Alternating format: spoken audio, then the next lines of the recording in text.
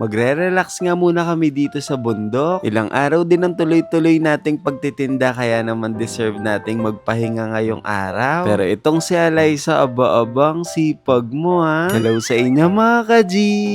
Ngayong araw, bibisita tayo sa farm ng kaibigan ko. At tignan nyo si Alaysa mga ka-G, talagang excited din siya. Mabuti nga talaga merong nakapag-invite sa amin na mag-relax na muna daw kami. Kasi mga ka-G, wala talaga akong planong magpahinga. Ang plano ko kasi Monday to Saturday yung tuloy-tuloy kong pagtitinda. At tuwing linggo lang sana ako magpapahinga. Nga pala mga ka-G, nagpalit na tayo ng pangalan natin dito sa Facebook. Ang pangalan na ng page natin ngayon ay Kuya G. Pero ang iba sa mga ka-G natin ang alam nilang pangalan natin dito sa Facebook, G Somewhere. Kaya naman mga ka-G, gumawa ako ng panibagong FB page. Ang pangalan nun, G Somewhere 2.0.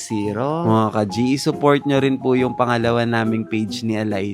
Ilalagay ko po yung link sa comment section. At magiging active din tayo sa pag-upload doon. Going back dito sa video, matapos ang 10 minutong biyahe, nakarating na kami ni Alaysa dito sa farm. Grabe, sobrang nakaka-relax nga yung ganitong tanawin. Lalo na itong malaking kubo. Nga pala mga ka-G, nagdala rin pala kami ni Alaysa ng mga paninda ni Mama dito na chichirya. Naisipan na namin magdala ni Alaysa para magtinda kami dito. Para at least diba kung sino yung nagugutom, makakabili sila sa amin ng mga snacks nila. At sobrang nare-relax nga talaga ako sa ambience ng farm na to. Tignan ninyo mga ka-G, ang ganda ng view. Parang abot kamay mo na nga lang dyan yung bundok. At nakakita nga ako dito ng puno ng bayabas at nung nilapitan ko to, meron akong nakitang bunga. Kaso nga lang hindi pa hinog yung bunga nito. At si Alaysa, tignan ninyo, sayang-saya talaga siya. At sabi ko dyan kay Alaysa, Alaysa, tara sama ka sa akin. Meron ako naririnig na nagbi-video kay doon. Namiss ko nga talagang kumanta sa video kaya naman makikikanta tayo ngayon. Through the years nga pala yung naisip kong kantahin ngayon. Pero habang hinahanap ko yung kanta, kinakabahan ako baka kasi biglang umulan. Sabi ko nga kay Alaysa dyan, Alaysa, habang kumakanta ako, dyan ka lang sa tabi ko ha. At mga ka-G,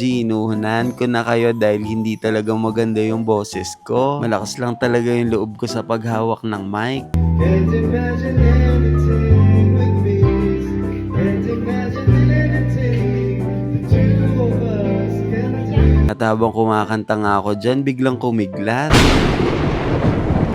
Diyos ko, andalan ko na nga lang kumanta, kumikiglat pa. Siguro sabi nung mga engkanto dito sa bundok. Hoy Kuya G, magpatulog ka naman. Sakto pa naman dahil merong balete tree dito sa likuran namin. Kaya naman itinigil ko na ang pagkanta, nagwalis na lang ako dito. Alam niyo mga ka-G, pag nagkaroon na ng pagkakataon na kaya ko nang bumili ng lupa, gusto ko ganito kasimpleng buhay lang. Yung pagkagising mo, napaka-presko. Tapos yung titignan mo yung mga pananim mo, magwawalis ka dahil araw-araw na merong nalalaglag ng mga dahon at pipitas ka ng mga bunga dito sa puno mo. Ganito lang kasimpleng buhay yung gusto ko para kila Mama at Alaysa. Ang importante sa akin ay yung malusog kami at magkakasama kami. Tingnan nyo naman dyan si Alaysa mga ka-G. Siguro naramdaman ni Alaysa na pagod na ako kaya minamassage niya yung likod ko doon. Sabi ko nga kay Alaysa dyan subukan niya ring magwalis. At nakakatuwa nga lang si Alaysa dahil talagang nagwawalis siya. Alaysa, pag meron na tayo ganitong kalaking lote, ikaw yung laging magwawalis ha. Hindi niya nga ako pinapansin dyan dahil talagang napaka-busy ni Alaysa sa pagwawalis. Talagang napakasipag ni Alaysa ngayong araw dahil matapos niyang magwalis bigla niya akong kinuha ng tubig. Malaking bagay din talaga kay Alaysa na nakakakita siya ng mga ganitong klaseng view. Ako personally nakaka-relax talaga yung ganitong klaseng lugar. Parang napakasarap lang magpahinga, kalmado yung puso at isip ko. Matapos nga lang uminom dyan ni Alaysa, napansin ko na binabarnis na tong kubo. Kaya naman naisipan ko ng tulungan sila para naman agad silang matapos. Pero itong si Alaysa lagi naman nakabuntot sa akin. Sabi ko nga sa kanya dyan, umupo na lang muna siya dun sa may upuan. Sabi ko pa kay Alaysa dyan, umupo ka nga muna dun nga ni. Kaso nga lang hindi umupo si Alaysa dun sa upuan. Dyan siya umupo sa tabi ko. Sa sobrang busy ko nga dyan, hindi ko na napapansin si Alaysa. Basta ako gusto ko na lang matapos tong binabarnis binabarnisan ko. Siyempre dahil bumisita tayo dito sa lugar ng kaibigan ko, gusto ko din na makatulong tayo kahit papano. Kuya G, hindi ka man tumutulong, nanggugulo ka